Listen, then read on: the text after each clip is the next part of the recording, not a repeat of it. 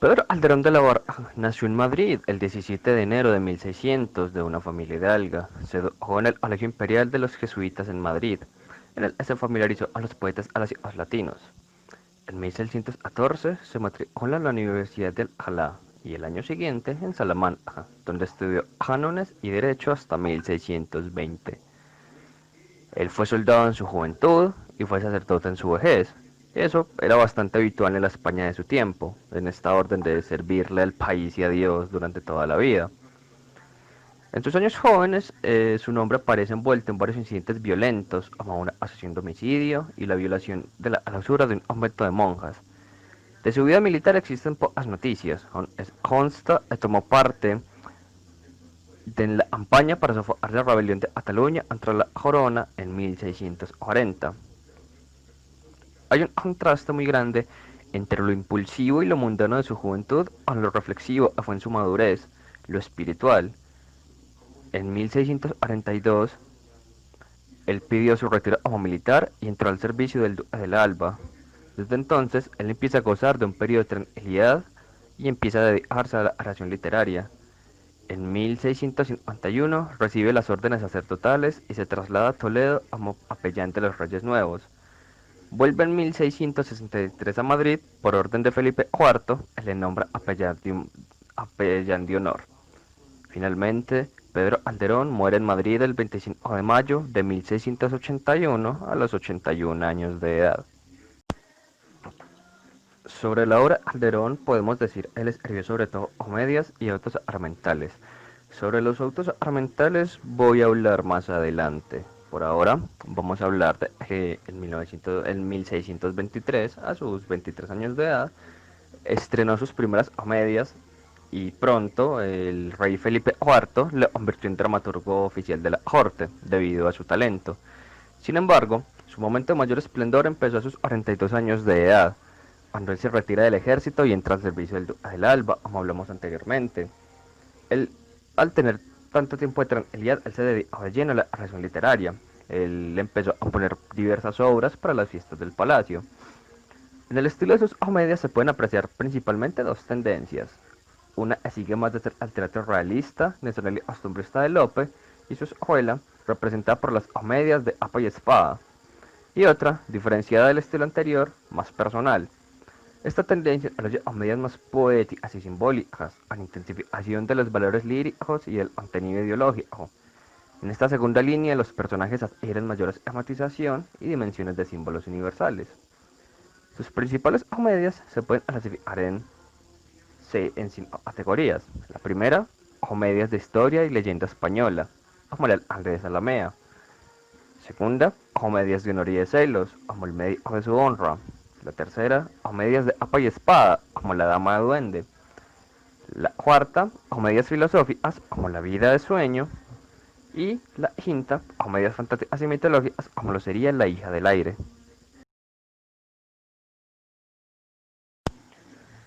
Después del Concilio de Trento, numerosos autores, especialmente autores del siglo de oro español, correspondientes a los siglos XVI y XVII, recordemos, escribieron autos destinados a consolidar el ideario de la Reforma.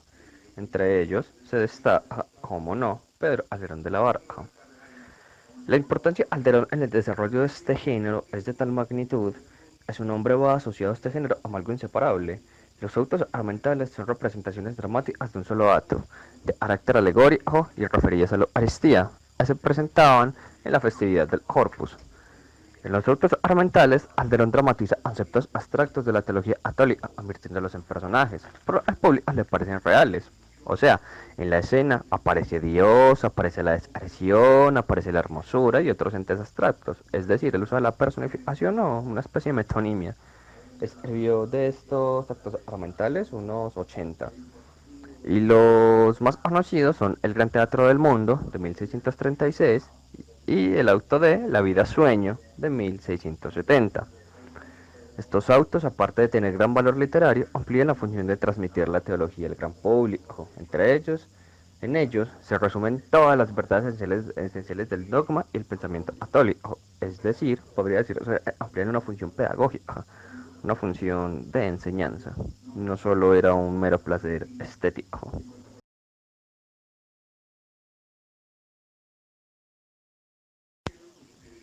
En Calderón, la novela adquiere un mayor rigor constructivo y profundidad conceptual, mediante la estilización, la tendencia al simbolismo y la jerarquización de los personajes.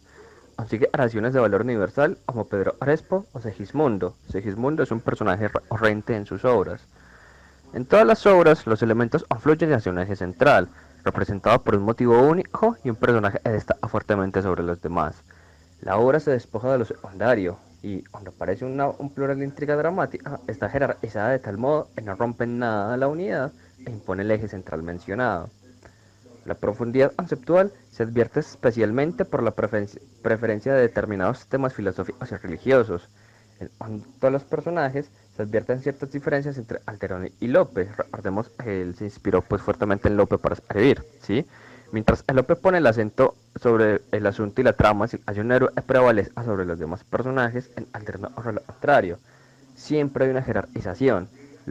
El énfasis siempre está en este héroe predominante. Es el tipo universal del teatro Alderón. El caso, el hecho cero se convierten en símbolos, no obstante en la obra tengan vida individualizada y caracteres humanos. Es decir, sí, son héroes rosaltas, pero siguen siendo humanos. Calderón también solía usar el gongorismo y el conceptismo y solía hacer uso de innumerables figuras, tales como las relaciones, el paralelismo, contrastes, hipérboles y la formación pues entre personajes y comparaciones entre ellos. Entre sus personajes también hay mucho desde el barroquismo. Estos están dotados de ilimitada violencia, rasgos desmesurados y trazos muy marcados que se contraponen entre ellos.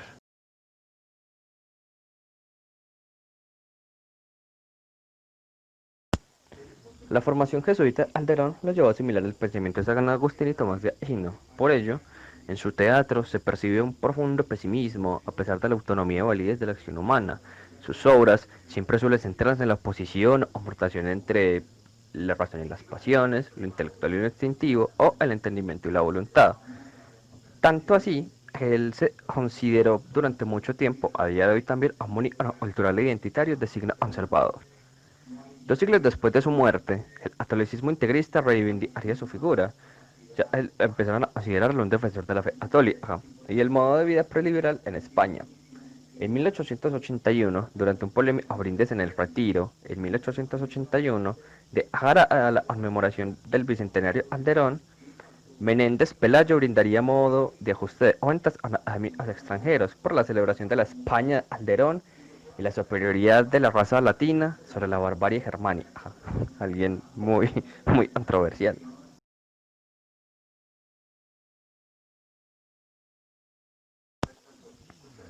La depurada fórmula dramática alderoniana y sus particulares estilos fueron imitados por otros genios. Al igual el madrileño, refundieron obras ya compuestas por Lope y sus discípulos, al mismo tiempo componían piezas originales. A esto se les llamó la escuela dramática Calderón. Entre estos autores siguieron sus pasos podemos encontrar a Francisco de Rojas Zorrilla y Agustina Moreto. Calderón fue un autor enormemente admirado por los grandes autores europeos. Goethe consideraba a Calderón el gran genio del teatro. Schlegel llegó a afirmar que Calderón había resuelto el enigma del universo en algunos de sus dramas. También algunos románticos ingleses, como Shelley, vieron en Calderón al poeta dramático y lírico más grande. Calderón es el dramaturgo por excelencia del barroco español. El sentido teológico y metafísico de su tiempo informa todas sus obras, donde abundan la fe y la razón, y sin embargo, su debate entre los deseos y terrores al verbo intenta vanamente comprender, sigue remitiendo al presente.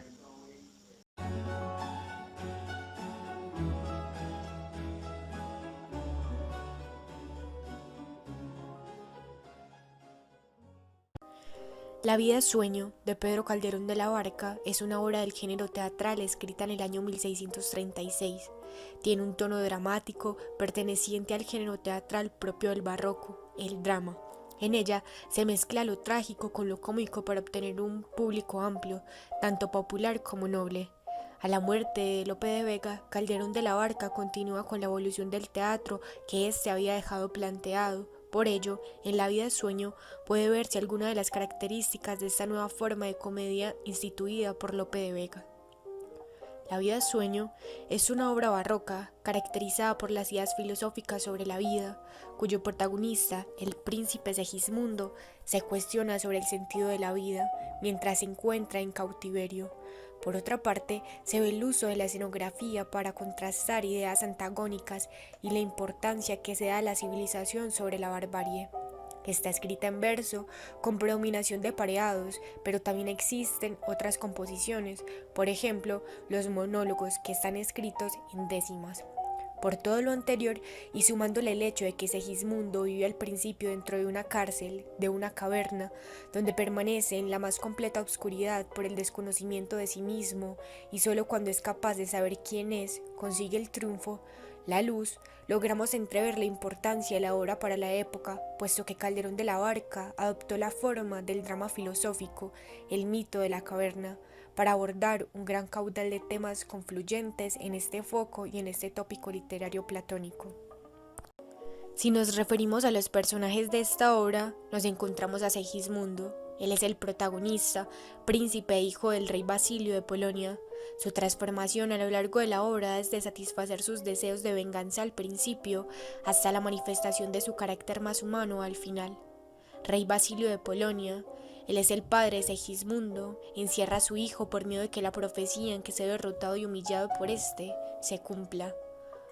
Rosaura es la dama que descubre a Segismundo en su calabozo.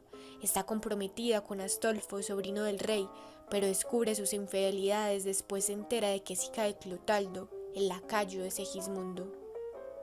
Clarín es un personaje secundario dentro de la obra. Es el escudero de Rosaura y atiende al prototipo cómico dentro de la obra. Clotaldo es el lacayo de Segismundo y verdadero padre de Rosaura. A él se le debe todo el conocimiento de Segismundo, ya que se encargó de enseñárselo. Astolfo es el príncipe y sobrino del rey. Es el elegido por él para heredar el trono. Está comprometido con Rosaura, pero se deshace su compromiso para casarse con la infanta Estrella. Estrella es la futura esposa de Segismundo, es decir, futura reina de Polonia. Sin embargo, antes de ser la esposa del protagonista, se compromete con Astolfo. Los soldados, principalmente el soldado primero, se destaca porque encabeza la rebelión popular y por ello recibirá su merecido castigo. La decisión que toma Segismundo de encerrarlo en la cárcel es para restaurar el orden alterado. Después de conocer al autor, sus obras, así como los personajes que intervienen en la vida de sueño, es importante recordar que la misma pertenece a una forma dramática establecida llamada auto sacramental. Estos autos sacramentales eran precisamente obras teatrales de carácter alegórico o representativas que se desarrollaron en España entre los siglos XVI al XVIII.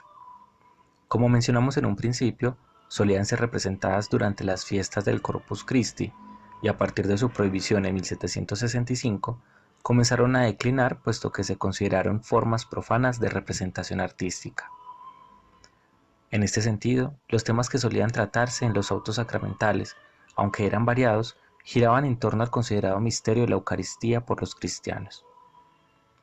Según la propia definición de Calderón de la Barca, los autos sacramentales podrían definirse como sermones puestos en verso, en ideas representables cuestiones de la sacra teología, que no alcanzan ni razones a explicar ni a comprender. Por estos motivos, no es de extrañar encontrarse en la vida sueño con dualidades entre el libre albedrío y la predestinación, y la realidad y el sueño. Estos temas son oportunos dada la admisión de un nuevo paradigma en el contexto barroco, en donde surge una conmoción espiritual y es común encontrarse con el tema del mundo civilizado en contra de las barbaries.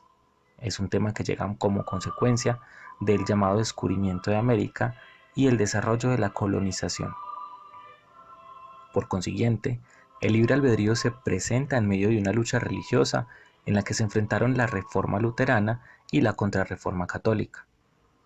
Recordemos que esta Contrarreforma fue la respuesta que realizó la Iglesia Católica a la Reforma Protestante de Martín Lutero, dado que había logrado debilitar de gran manera a la Iglesia.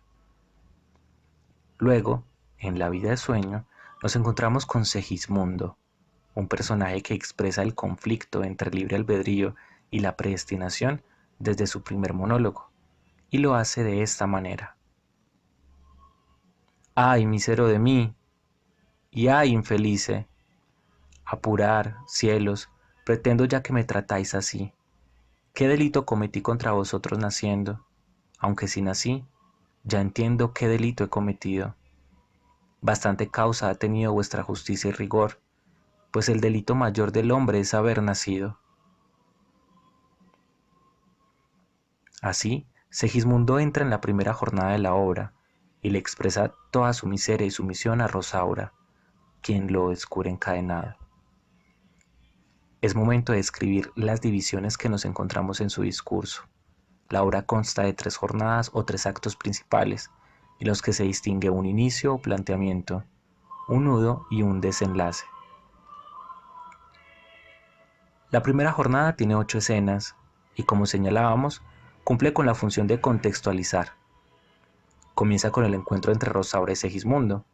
Aquí se da a conocer que el rey Basilio de Polonia había encerrado a Segismundo dado que tenía miedo a que se cumpliera una profecía en la que el oráculo le indicaba que su hijo lo iba a humillar y que terminaría por derrotarlo frente a todo el pueblo. En la segunda jornada, compuesta por 19 escenas, se presenta el conflicto. Aquí el rey decide liberar a Segismundo para comprobar el cumplimiento de la profecía y al mismo tiempo pretendiendo limpiar su conciencia en caso de que no fuera cierta, dado que había dejado encerrado a su hijo toda una vida. Por este motivo ordena que se drogue a Segismundo, quien al despertar se encuentra a sí mismo en un palacio y se le anuncia que es un príncipe. Frente a este cambio tan repentino, Segismundo asume una actitud tirana y comienza a lanzar amenazas, motivos por los cuales el rey ordena que sea encerrado de nuevo. En este nuevo encierro y al despertar de su ensoñación, Segismundo interviene con un soliloquio que se volvió famoso y pronuncia estas palabras. ¿Qué es la vida? Un frenesí. ¿Qué es la vida? Una ilusión, una sombra, una ficción. Y el mayor bien es pequeño, que toda la vida es sueño, y los sueños, sueños son. Por último, la tercera jornada consta de 14 escenas en donde se da lugar al desenlace de los acontecimientos. El pueblo se entera de la existencia de Segismundo, organizan una revuelta para liberarlo y lo logran. Así las cosas, las tropas del rey se enfrentan a Segismundo, y este último es quien sale victorioso. Con el rey humillado se cumple la profecía, pero la derrota no va más allá, puesto que Segismundo cambia de actitud, hace a un lado la tiranía y se postra a los pies de su padre. Ante este hecho, el rey no cabe de la emoción y hereda el trono voluntariamente a Segismundo. La jornada finaliza con Astolfo siendo obligado a cumplir su promesa de casarse con Rosaura y Segismundo casándose con la infanta Estrella. Y de este modo se da fin a la obra.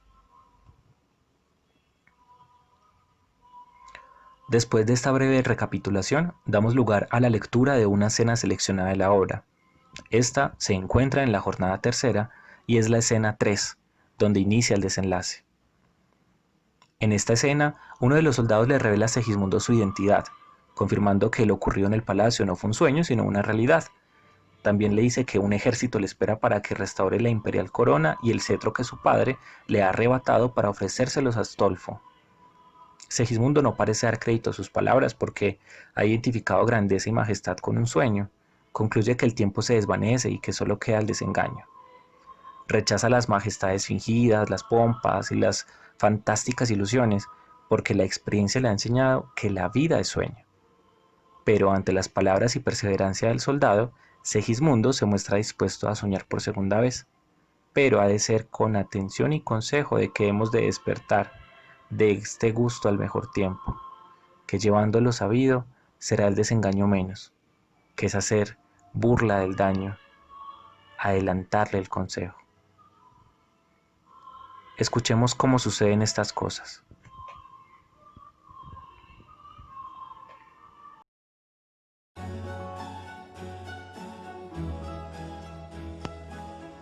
Escena 3.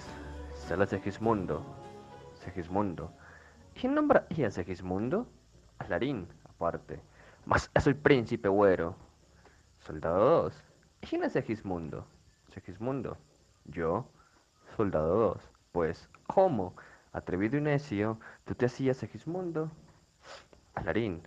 Yo Segismundo, eso niego. Vosotros fuisteis y me segismundasteis. Luego vuestra ha sido solamente necedad y atrevimiento. Soldado 1.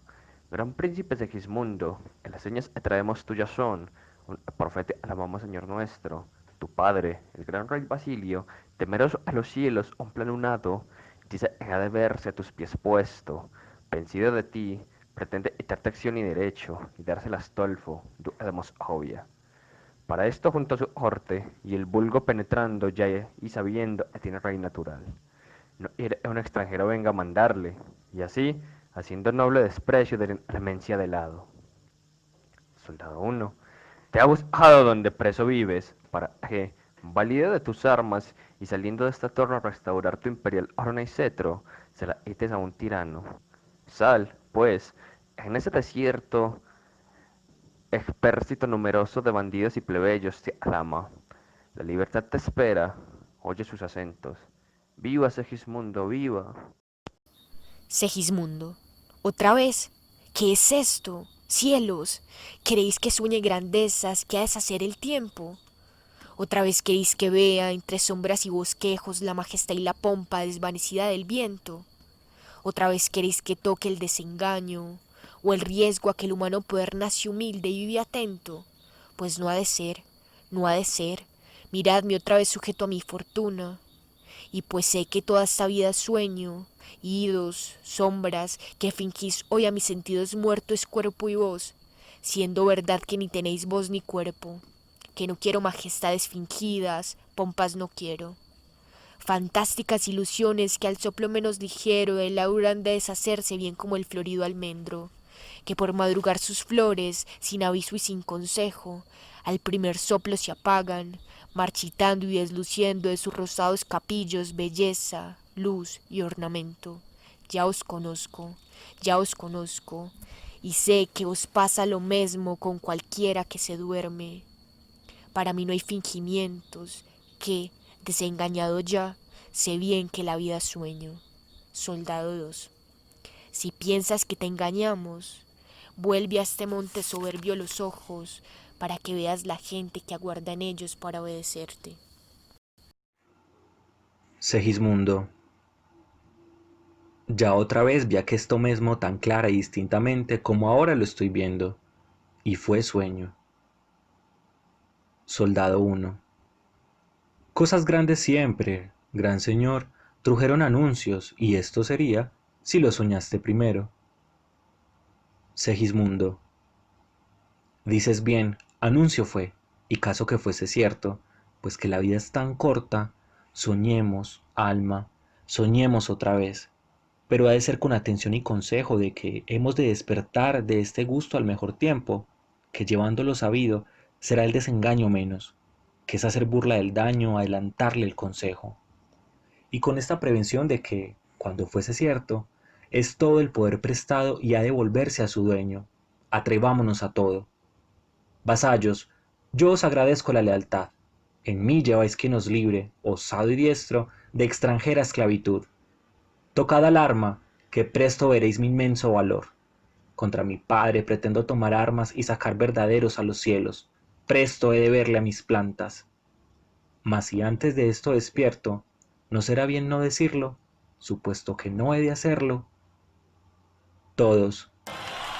¡Viva, Segismundo! ¡Viva!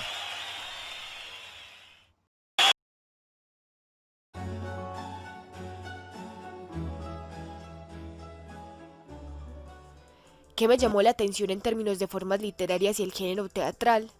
Nos llamó la atención la arquitectura de la obra en su aspecto teatral, porque en ella nos presentan dos discursos, el de Segismundo, que es el principal, y también el de Rosaura, quien busca el honor. A pesar de que buscan un desarrollo personal diferente, ambos personajes están muy relacionados. Si Segismundo no hubiera conocido a Rosaura, nunca se hubiera dado cuenta de que existía otro mundo, otra realidad por fuera de su caverna. En este mismo sentido, si Rosaura no hubiera conocido a Segismundo, no hubiera podido cumplir su cometido de recuperar su honra al contraer nupcias con Astolfo, pues Segismundo fue quien dio la orden para que su meta se cumpliera. Gracias al desenvolvimiento teatral de estas acciones es que se dan a conocer los demás personajes y se indaga en la vida de cada uno de ellos. En la obra se cuidan muy bien las acotaciones, se presentan diálogos, apartes y hay mucha fuerza en los monólogos que potencian el drama. En cuanto a las formas literarias, podemos encontrar redondillas y décimas que ya habíamos visto cómo las trabajaba Lope de Vega. También se presentan metáforas en las que se enaltece la belleza y se basan en elementos de la naturaleza como piedras preciosas, arroyos, ríos y otras metáforas que hacen alusión a varios artistas, por ejemplo, pinceles de Timanes o mármoles de Lísipo. Asimismo, encontramos arcaísmos, ay, mísero de mí, y ay, infelice, y antítesis, antes de nacer, morirse. Si nos referimos a la experiencia que tuvimos al grabar de este modo, podemos decir que fue complicado, puesto que las dificultades que pueden surgir respecto a horarios distintos, diversas formas de hacer y de imaginarse un producto final en un trabajo en equipo, se ven desde la virtualidad incrementadas, puesto que lo anterior se le suma inconvenientes de conectividad, falta de los implementos necesarios como cámara, buenos audífonos o los ruidos habituales del hogar. Además, las preguntas por el chat no logran reemplazar los gestos, las risas compartidas, el enojarse o alzar la voz porque no se está de acuerdo con algo. Todo esto pasa a un segundo plano y asistimos a un encuentro de emociones mesuradas desde lo escrito, pero en el interior acompañadas de frustración, de un sinsabor que sin nombrarse se hace notorio. En nuestro caso, podemos decir que haciendo este video nos sentimos como uniendo una colcha de retazos, los cuales no tenían los mismos tamaños, eran discontinuos en cuanto a forma o color, pero al final terminaban encajando y volviéndose en uno. La cuarentena y la educación virtual nos han obligado a reinventarnos, a pensarnos otras formas de trabajo, a alfabetizarnos en cuestiones que no tenían suficiente relevancia en ese momento y que pasaron a ser un imperativo para este tiempo. Pero se nos obligó a hacer de una forma abrupta, acelerada, lo cual conlleva que no se disfrute tanto el hacer. Pese a lo anterior, aún tenemos las palabras, podemos seguir pronunciando eso que sentimos, eso que pasa por el cuerpo. El virus nos recordó que las palabras valen y que por esta razón merecen ser defendidas.